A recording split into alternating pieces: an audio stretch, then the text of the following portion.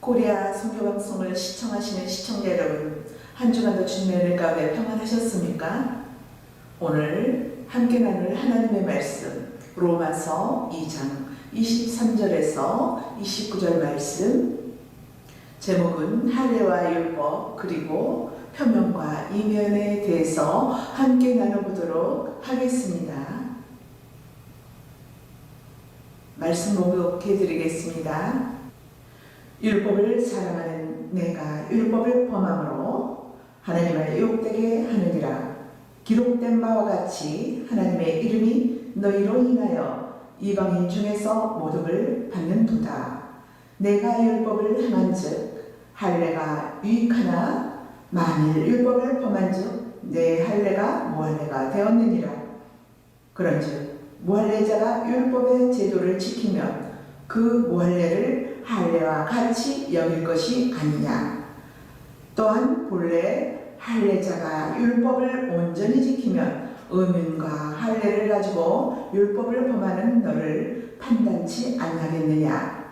대저 표면적 유대인이 아니요 표면적 육신이 할례가 아니라 오직 이면적 유대인이며 할례는 마음에 할지니 신령에 있고 의문에 있지 아니한 것이라. 그 칭찬이 사람에게서가 아니요 다만 하나님에게서니라. 아멘. 우리가 복음을 전한다고 하죠. 그 복음이 무엇이냐? 기쁜 소식을 전하는 것입니다. 기쁜 소식은 슬픈 소식의 반대가 되지요. 그럼 그 기쁨이 되려면 반드시 슬픔이 있어야 하겠죠. 기쁨과 슬픔은 서로 상대적인 것입니다. 마치 빛과 어둠처럼 혹은 지옥과 천국처럼 서로 대조하고 있습니다. 복음이 기쁜 소식이 되려면 슬픈 소식이 먼저 바탕에 깔고 있어야 합니다. 여기서 나쁜 소식이란 죽는 것을 말하고 기쁜 소식은 사는 것을 말하고 있습니다. 그럼 이것을 다시 언약으로 말하자면 두 언약이 있겠죠.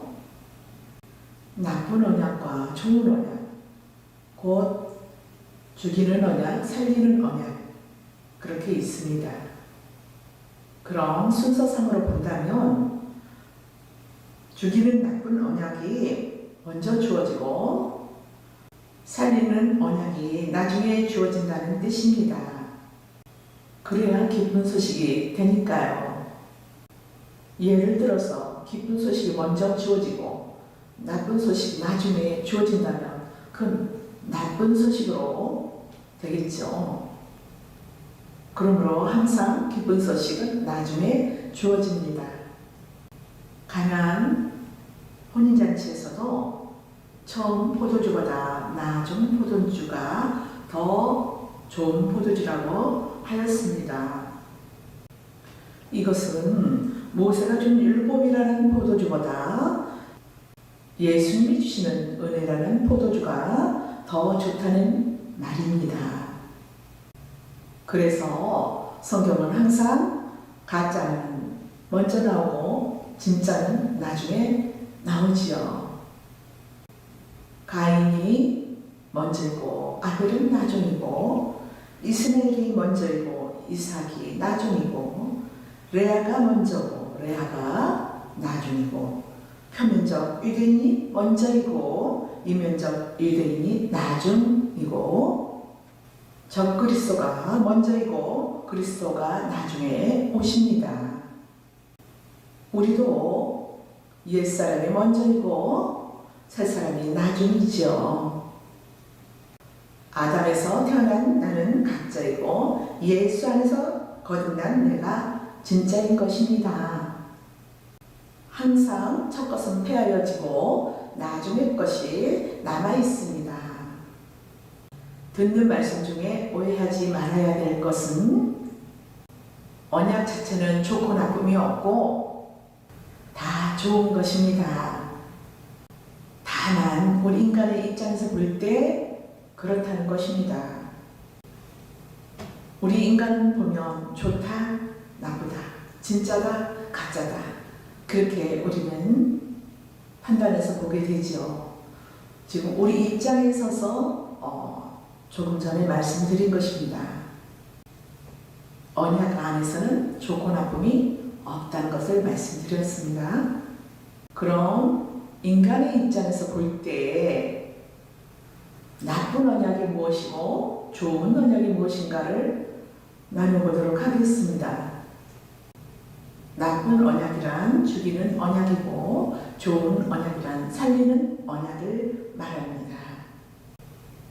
그럼 나쁜 언약은 슬픈 소식이 되고 좋은 언약은 기쁜 소식이 되겠지요. 슬픈 소식은 죽는다는 말이고 기쁜 소식은 산다는 말씀입니다. 이것을 옛 언약, 새 언약 두 언약으로 보면 이해가 쉽습니다. 성경에는 옛 언약과 새 언약이 있지요. 옛 언약을 일컬어 율법이라 하고 새 언약을 일컬어 은혜라 하지요. 율법은 죄를 가두고 죽이는 언약이고 은혜는 죄에서 해방시켜서 살리는 언약입니다. 옛 언약 율법은 인간의 행함에 있어서 죄를 지으면 죄가 드러나도록 하여서 죽이는 언약이지만 새 언약 은혜는 죄를 덮어주고 살리는 언약입니다. 이 두 언약은 이미 창세전에 주어졌어요. 창세전 언약 안에는 이 두 언약이 담겨져 있습니다. 창세전 언약이란 예수님께서 피 흘리심으로 거룩하고 흠이 없어지는 것을 말씀합니다. 쉬운 말로 죽음에서 살아나는 언약 또는 구원받는 언약이지요. 그렇다면 예수님의 피 흘리심으로 살아나려면 먼저 죽음에 처하는 일이 있어야 하겠지요. 죽은 자를 살려내야 하는 일이니까요. 그럼 마귀가 선악과로 인간을 죽이지요. 언약으로 말하면 옛 언약인 율법으로 죽이는 것입니다. 그래서 인간을 죽이는 언약인 율법이 먼저 주어지는 것을 말씀합니다. 이것이 에덴 동산에서는 선악과 생명과가 예표적으로 나타난다는 것을 말씀하고 있습니다. 선악과는 죽이는 과실로 율법과 같고 생명과는 살리는 과실로 은혜와 같습니다. 뱀은 선악과로 사람을 죽이는데 예수님은 생명과로 죽은 자를 살려내십니다. 마귀는 율법으로 사망에 가두었는데 예수님은 자신의 죽음으로 죽음 안에 갇혀있던 자기 백성들을 빼내시고 살려내십니다. 그래서 예수님은 율법 아래 오셔서 율법 아래 있는 자들을 빼내는 일을 하시고 계십니다. 성경 전체가 두 언약의 구조로 되어 있습니다. 그러므로 성경 하나님의 말씀은 죄 아래서 죽은 자를 예수님이 살려내는 말씀으로 펼쳐지는 것입니다. 하나님의 말씀의 결론은 은혜가 왕노릇한다는 것으로 말을 내립니다. 천국은 은혜의 나라입니다. 그런데 사망이 예수님의 생명을 삼켰는데 그 사망에 삼킨당한 예수님의 생명이 도리어 사망 속에 들어가서 그 사망 속에 있던 자기 백성들을 다 살려내는 말씀으로 끝이 나는 것입니다. 이것을 예수 안에서 산다고 합니다. 오늘날에 있어서 우리가 예수 안에서 행복하십시오. 예수 안에서 승리하세요. 예수 안에서 평안하십니까? 다 그러한 말씀입니다. 예수 안에서의 그 말씀이 굉장히 우리가 중요하지요. 우리가 말로만 예수 안에서 무의식적으로 그 단어를 사용하면 안 됩니다. 거기에 굉장한 하나님의 말씀이 내포되어 있습니다. 그래서 우리는 그것을 알고 사용해야 됩니다. 천국은 죽었다 살아난 자들이 죄와 사망 가운데 가둬져 있다가 예수님이 죽으심으로 살아난 자들이 가는 곳입니다. 즉 천국은 율법으로 죽었다가 은혜로 살아나는 자들이 가는 곳이지요. 그러므로 천국은 세세토록 자신을 살려내 주신 어린 양을 찬송하게 되는 것입니다. 그래서 창세기에서 창조된 세계가 흑암과 공허라는 죽음으로 뒤덮여 있는 것으로 나타나는 것입니다. 그리고 흑암에서 빛으로 공허에서 채움으로 창조가 되는 것이지요. 즉 죽었던 것을 하나님께서 살려내는 것으로 말씀이 펼쳐지는 것입니다. 그리고 요한계시록에서는 어린 양으로부터 생명을 살리심을 받은 성도들이 천국에서 세세토록 어린 양을 찬미하는 것으로 끝을 맺습니다. 지옥과 같은 이 세상으로 시작되어서 천국으로 끝이 나는 것으로 되어 있지요. 그래서 이 세상을 우리가 광야 같은 세상이라고 하잖아요. 사망에서 생명으로, 저주에서 축복으로 바뀌는 것으로 되어 있다는 말씀입니다. 이 세상에서 우리가 살아가기가 힘들지만 낙심하지 마시고 우리는 하나님이 계시니 우리를 어둠에서 빛으로 인도해 내십니다. 얼마나 감사한 일일까. 이것이 하나님의 아들들이 된 특권이지요. 하나님께서 특별히 사랑하사 창세 전에부터 우리를 예정하시고 그 계획하신 모든 것들을 지금 이루어 가고 계십니다. 오늘 본문 말씀에서 율법과 할례에 대해서 나옵니다. 율법에 대해서 살펴보도록 하겠습니다. 로마서의 주제가 율법 외에 다른 의를 말하고 있기 때문에 율법 외에 다른 의를 말하기 위해서는 필연적으로 율법을 말씀해야 하기 때문입니다. 로마서에서는 새로운 말씀도 있지만 반복되는 말씀이 더 많습니다. 왜냐하면 성경 전체가 옛 언약과 새 언약의 말씀으로 되어 있기 때문이죠. 다양한 사건으로, 다양한 말씀으로 말씀하고 있지만 그 내면을 들여다보면 다 같은 말씀입니다. 그래서 반복된 말씀이 많지요. 우리가 설교를 들으면 전에 했던 설교를 또 하네? 또 하네? 그러잖아요. 우리는 들을 때마다 우리는 깨달음을 그때그때마다 하나님께서 자꾸 더 깊이 깨닫게 하시고 거기에서 더 깊이 깨달아서 알게 하시고 계속적으로 하나님께서는 우리에게 은혜를 부어 넣어주십니다.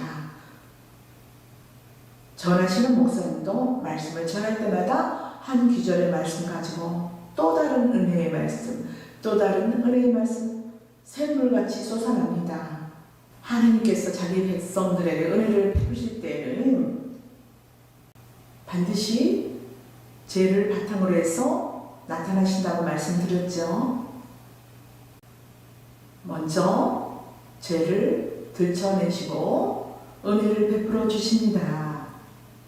이렇게 하나님께서는 자기 백성들을 다루시고 일하고 계십니다. 그래서 하나님께서 이스라엘 백성들에게 율법을 먼저 주시는 것입니다. 율법으로 죄 가운데 가두어 버리시지요. 전부 하나님의 심판 아래 죽음 안에 가두어 버리십니다. 이것이 모세의 두 돌판에 나타나지요. 이것이 모세의 두 돌판 사건으로 나타나지요. 이스라엘 백성들이 십계명을 받기도 전에 우상 숭배를 하는 것입니다. 그래서 모세가 두 돌판을 깨뜨려 버립니다. 두 돌판이 깨졌다는 것은 약속이 깨졌다는 것을 말씀하고 있습니다. 이스라엘 백성들이 십계명을 받기 전에 약속을 지키겠다고 약속을 했어요. 이스라엘 백성들이 십계명을 받기 전에 이 율법대로 살겠다고 약속을 했어요. 그 율법을 어기면 죽겠다고 약속까지 했는데 약속을 어긴 것입니다. 그러므로 모두가 약속대로 다 죽어야 하므로 이제 죽음에 가둬지게 되는 것입니다. 그래서 이스라엘 백성들에게 율법은 죽음을 가두는 언약인 것이죠. 이스라엘 백성들은 이것을 잘 모르고 율법을 지켜야 하는 것을 알고 있죠. 아닙니다. 율법은 이미 깨졌습니다. 약속이 깨졌어요. 하나님께서 율법을 지키라고 주시는 것이 아니고 은혜를 드러내라고 주신 것입니다. 너희가 은혜로 구원받은 자라는 것을 알려주시려고 율법을 주신 것입니다. 이스라엘은 아브라함의 후손입니다. 아브라함의 후손이라서 하나님의 선민이 되었지요. 율법을 지키든 안 지키든 선민입니다. 그런데 이스라엘은 애굽에서 태어나고 애굽 교육을 받았고 애굽의 사고로 신을 섬겼어요. 애굽의 사고는 무엇입니까? 지성이면 감천이다 라는 그런 사고이죠. 신과 거래하는 신앙을 갖고 있습니다. 이것은 신과 법적 관계 안에 있는 것입니다. 애굽의 사고는 복을 받을 행동을 하면 복을 받고 저주를 받을 행동을 하면 저주를 받는다고 알고 있습니다. 인과 보응의 사고이지요. 원인에 의해서 결과가 주어진다는 그러한 신앙이지요. 그래서 애굽에서 태어난 이스라엘 백성들도 하나님을 인과 보응식으로 섬기게 되는 것입니다. 우리 모두가 이런 신앙을 갖고 있습니다. 이것을 성경에서 우상이라고 하지요. 이것이 곧 죄입니다. 이것은 법이지 은혜가 아닌 것입니다.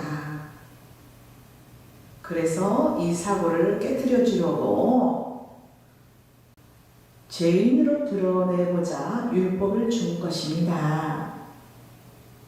애당초에 지킬 수 없는 율법을 주신 것이지요. 하나님의 은혜로 아브라함의 언약에 의하여서 선민이 되었다는 것을 알게 해주려고 율법을 주어서 제 아래 가두어 버렸습니다. 제 아래 가두어 놓고 너희는 원래 은혜로 부르심을 입은 자라는 것을 깨닫게 하는 것이지요. 이스라엘 조상인 아브라함도 이런 은혜를 받았습니다. 이 은혜가 할례 속에 담겨져 있지요. 아브라함에게 할례는 율법과 같습니다. 왜 그럴까요? 하나님께서 아브라함에게 할례한 것은 불순종 바탕으로 하셨기 때문입니다. 아브라함의 죄가 드러난 후 주어진 것이 바로 할례이지요. 오늘 본문에 율법과 할례를 말씀하죠. 율법을 지켰느냐 안 지켰느냐, 할례를 받았느냐 안 받았느냐 따지고 있는 것이지요. 바울을 통하여 하나님께서 지금 율법과 할례를 동일선상에 놓고 말씀하고 있습니다. 이것은 둘 다 같은 의미가 있다는 것이지요. 율법은 모세 언약 속에 있는 것이고 할례는 아브라함 언약 속에 있는 것입니다. 아브라함의 할례가 모세 언약 속으로 들어왔지요. 둘 다 동일한 의미가 있습니다. 그럼 아브라함에게 할례가 어떻게 주어졌는지 살펴보도록 하겠습니다. 최초 할례는 아브라함에게 행하였으니 아브라함이 행한 할례를 통하여서 진정한 할례의 의미를 우리가 알 수가 있습니다. 창세기 17장 1절에서 16절 말씀을 살펴보니까 이때는 율법이 없을 때입니다. 그래서 할례가 율법 역할을 대신한 것이지요. 로마서 17장에서 아브라함의 나이가 99세 때 하시는 말씀은 나는 전능하신 하나님이라고 하시면서 너는 내 앞에서 완전하라고 합니다. 여기서 전능한 하나님이란 말은 하나님은 반드시 언약을 지키시는 분이라는 뜻입니다. 그런데 아브라함은 자기 입장에서 보고는 마음이 조급해져서 하나님의 약속을 기다리지 못하고 불순종을 하고 맙니다. 그래서 나는 전능한 하나님이라고 나타나셔서 아브라함에게 하신 말씀입니다. 그래서 아브라함을 아브라함이라고 이름을 바꿔주시고 사례를 사라라고 바꿔줍니다. 이름을 바꿔준다는 것은 용서받고 새로 태어난 다른 사람이란 뜻입니다. 이것은 하나님의 약속을 믿지 못하는 인간인 아브라함, 옛사람을 죽이고 새로운 사람으로 살리는 일입니다. 새로 태어났다는 뜻이죠. 아브라함은 부모가 지어주신 이름이고 아브라함은 하나님께서 지어주신 이름이지요. 아브라함은 옛사람이고 아브라함은 새사람이 되겠죠. 거듭났으니까요. 옛사람은 옛 언약에서 난 자이고 새사람은 새 언약에서 난 자입니다. 새 언약 안에서 난 자는 유업을 이을 자입니다.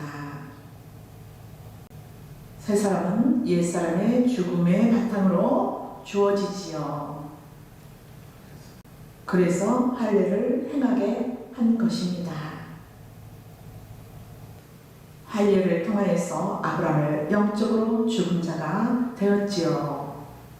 다른 말로 남자가 여자가 되어 씨를 주는 자가 아니라 씨를 받는 자가 된 것입니다. 이것이 성도이고 성도는 곧 여자입니다. 남자는 예수님이시죠. 여자가 남자로부터 씨를 받아서 아이를 생산함으로써 남자가 되는 것을 말합니다. 이것을 거듭남이라고 하지요. 거듭남이란 다른 사람은 죽고 하늘의 사람으로 태어난 것이지요. 새 사람은 이제 남자입니다. 이제부터서는 남자가 되어서 여자인 땅에 들어가서 생명을 주죠. 이제 주어지는 생명은 나의 것이 아니고 하늘의 것입니다. 예수님의 생명이지요. 이제 새 사람 아브라함으로서 씨를 주는 자가 된 것이지요. 그러므로 아브라함이 할 일을 받고 난 후에 낳아지는 자식은 아브라함의 자식이 아니고 하나님의 후사가 되는 것입니다. 이것을 언약의 자손이라고 합니다. 여기서 낳아진 자가 이삭이지요. 바울은 이삭을 일컬어 그리스도라고 하였습니다. 왜냐하면 그리스도는 이 언약을 따라서 오셨기 때문입니다. 그래서 성경에는 아브라함의 자식은 단 한 명인데 이는 곧 그리스도라고 말씀합니다. 아브라함이 낳은 자식은 아브라함이 낳은 것이 아니고 하나님의 자식입니다. 이를 언약의 후손이라고 하지요. 하나님 앞에서는 육신의 할례를 받았느냐 안 받았느냐 그것이 중요한 것이 아니고 그 마음속에 하나님을 진정으로 사랑하느냐 사랑하지 않느냐 그것이 중요한 것입니다. 그러므로 육신의 할례가 할례가 아니고 마음의 할례가 할례라는 것입니다. 마음에 하는 것이지 육신에 하는 것이 아니라는 말씀이지요. 마음의 할례란 어떤 것일까요? 할례란 옛사람의 죽음을 상징한다고 말씀을 드렸습니다. 옛사람의 죽음을 상징한다면 유대인들이 표면적인 것을 들고 나오면 안 됩니다. 진짜 마음의 할례를 받은 사람이라고 한다면 인간의 외적인 조건을 보면서 차별을 하면 안 된다는 것을 말씀하고 있습니다. 그런데 그래서 하나님 앞에서는 표면적인 유대인이 유대인이 아니요 이면적인 유대인이 유대인이라고 합니다. 그래서 날로 자라서 하나님 앞에 기쁨이 되는 우리는 삶을 살아야겠죠. 열매 맺는 이렇게 인간의 외적인 조건에서는 하나님의 의가 나타나지 않습니다. 아주 추악하고 더럽습니다. 속에 예수 그리스도로 말미암아서 그 십자가로 말미암아서 우리 안에 하나님의 씨가 심겨져 있습니다. 그 씨가 자라야 됩니다. 우리는 그 씨가 멈춰 있으면 어떻게 되겠어요? 썩어버리죠. 자라가야 됩니다. 그렇지만 하나님께서 그냥 두지 않으십니다. 하나님의 아들들은 예수 그리스도의 십자가의 피로써 제사함을 받았잖아요. 그것이 곧 마음의 할례입니다. 우리는 마음의 할례를 받은 성도이기 때문에 나는 율법을 지켰다, 할례를 받았다 라고 자랑하지 않는다는 것입니다. 나의 행함을 자랑하지 않고 앞세우지 않는다는 것입니다. 마음의 할례를 받은 성도는 율법 앞에서 자기 죄를 깨닫고 할례를 통하여서 나는 죽은 자라는 것을, 나는 죽은 자입니다 라고 고백을 해야 됩니다. 이것이 이면적인 유대인이고, 이것이 이면적인 유대인이요 영적 유대인이라고 하는 것입니다. 마음의 할례를 받은 자는 자기를 자랑하지 않습니다. 하나님을 자랑하지요. 율법이나 할례에 대해서 진정한 뜻을 모르면 자기 행위를 자랑할 수밖에 없습니다. 그러므로 성령으로 거듭나지 않는 자는, 할례를 받지 않는 자는 행함을 자랑하게 됩니다. 마음의 할례를 받은 자로서, 성령으로 거듭난 자로서 말씀 안에서 하나님의 뜻을 알아가며 깨달아서 변화되어지는 저와 여러분이 되시기를 바랍니다. 감사합니다.